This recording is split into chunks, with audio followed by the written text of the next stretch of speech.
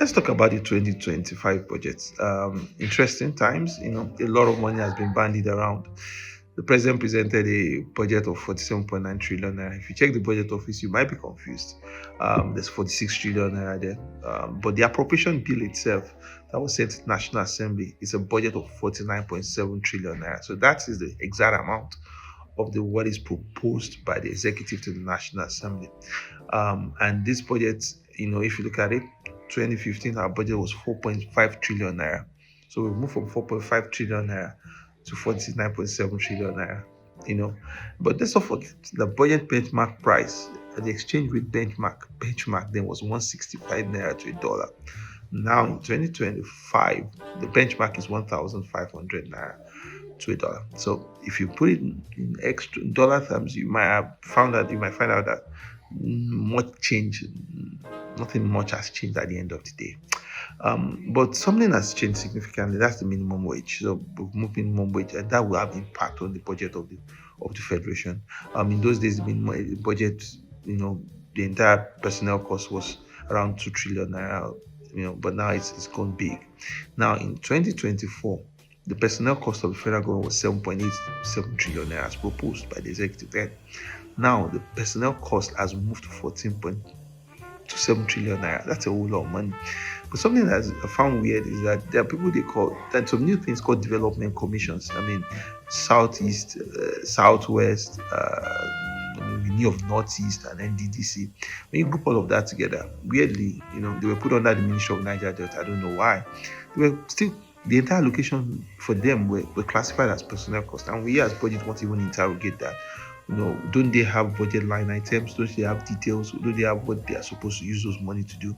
Is all that money going to be used just to recruit people? Because the entire development conditions, if you add NDDC and NADC and all of them together, it's around 2.5 trillion naira.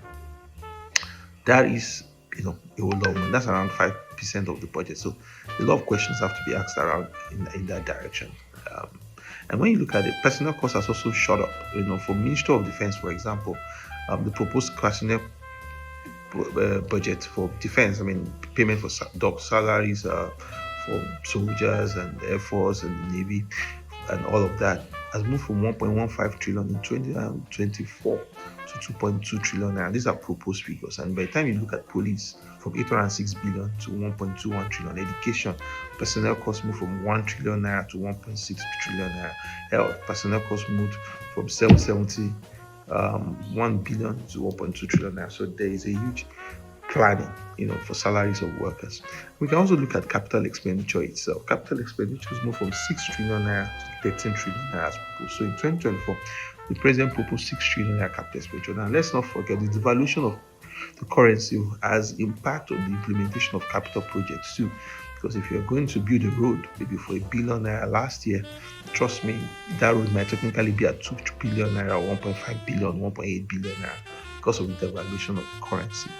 And the cost of business has also risen. But one of the things you will find is that a chunk of these capital projects are mostly project-tied loans. So a lot of multilateral organizations are giving Nigeria money, and it is this money that is being used, to fund some of these capital projects. By the time you remove that, most of the capital projects that we have in Nigeria are too fragmented. That means 20 million, 40 million, 80 million, 100 million. It looks like there is no purpose to it. And I will just come back to that. So if, for example, you look at Ministry of Communications, Innovation and Digital Economy, there's like a capital project for it, for around 436 billion that's focused on a national information communication technology infrastructure backbone. Under Ministry of Power, there's a multilateral tied loans for distribution and generation of around 800 billion. So the chunk of the capital project that you can find are mostly project tied loans. But there's another big problem that is in that budget that you should pay attention to. They're what you call service-wide goods and capital supplementation. You see, apart from the amounts that are going to ministry, there are some items in the budget that are not tied to specific ministries. Those items are cut across ministries. And most times you don't even know who's responsible for the implementation of these items. And before, those items were always in the fringes, maybe 200 billion, 500 billion. But recently, you find out that there's a worrisome trend that this amount keeps going.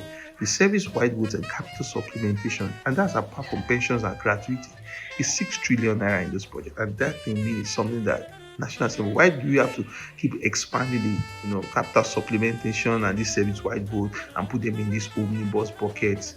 Why don't you allow ministries to just execute these things by themselves? If it's a power project, give it to power. If it's something for finance, give it to finance. If it's something for agriculture, give it to agriculture. If it's something for SDGs, why is it not under the Ministry of Humanitarian Affairs? We've created this new capital supplementation project that do not have details, and it's very even difficult for citizens to track, and it's even spiraling out of control.